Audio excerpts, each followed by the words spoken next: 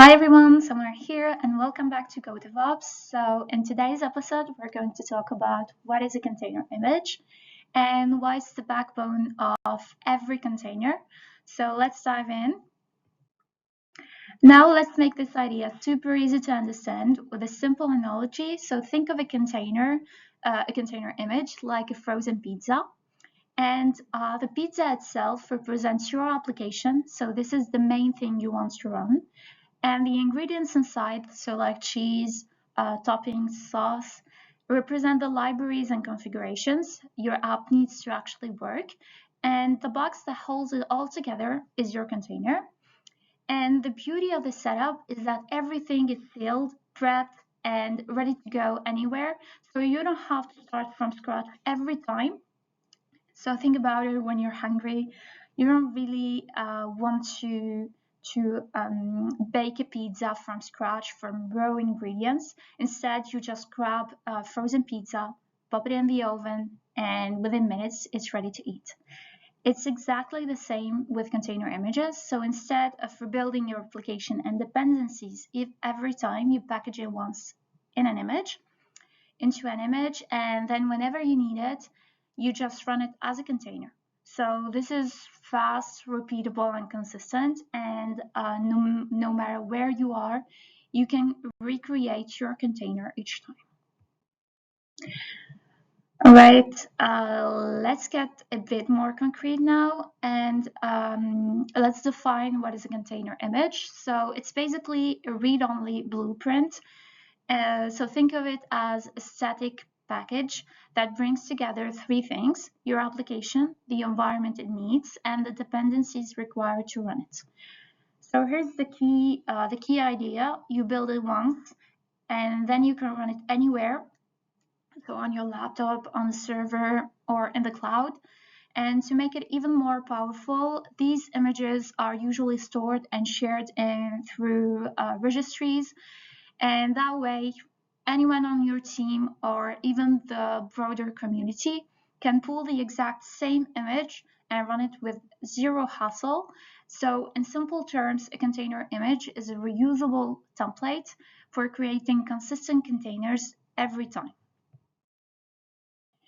Now here's something really interesting about container images. They're not just one big file, they're actually built layer by layer. And at the very bottom, you usually start with a base image.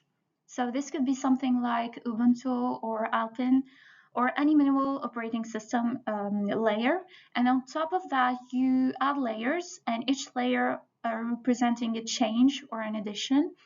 So for example, one layer might install Python, another might add your app source code, and another one could set environment variables or configurations.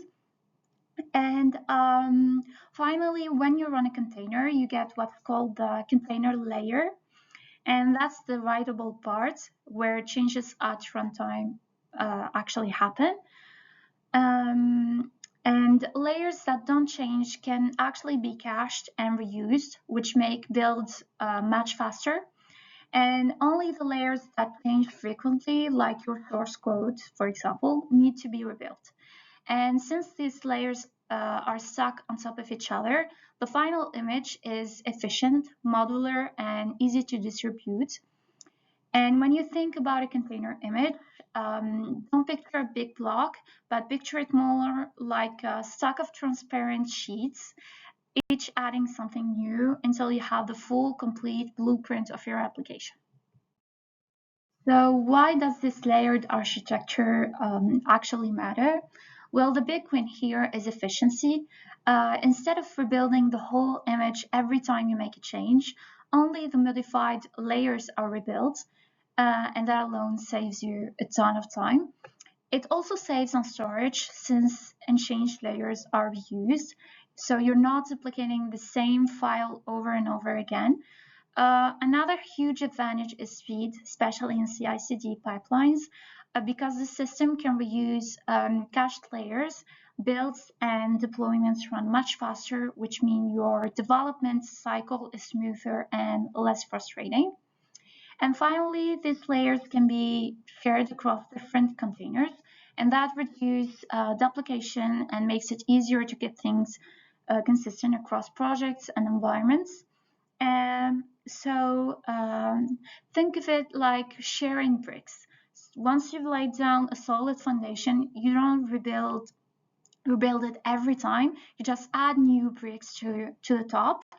And that's exactly what container images do for your application. Now let's take a look at what happens behind the scenes. So every container image is broken down into layers, and each of those layers is hashed and versioned. And that means they are uniquely identified. So if nothing is changed, the exact same layer can be reused. And all of these layers are stored in registries. So platforms like Docker Hub or even private registries your company might host. All of these layers are stored, and when you pull an image, Docker doesn't download everything from scratch. It only pulls the layers that are missing or have been changed. So you can think of the system as a kind of smart caching of your infrastructure. So it saves bandwidth, saves time, and keeps everything consistent across environments. So what should you take away from this video is, first of all, a container image is basically your application plus its environment packaged in layers. Second of all, these images are immutable, portable, and reusable. So once you build your image, it doesn't change. You can take it anywhere and it will run the same every time. And finally, container images are the foundation for fast deployment and modern DevOps pipelines. So without them, the speed and consistency we expect in today's software delivery wouldn't be possible. And that's it for today's episode. If you found this helpful, make sure to like the video, subscribe, and share it with someone. In the next video, we're going to dive even deeper and talk about something closely related, which is container layers. So we'll explore what they are, how they work, and why they are a game changer when building and running images. And thanks again for watching, and see you in the next episode. Bye.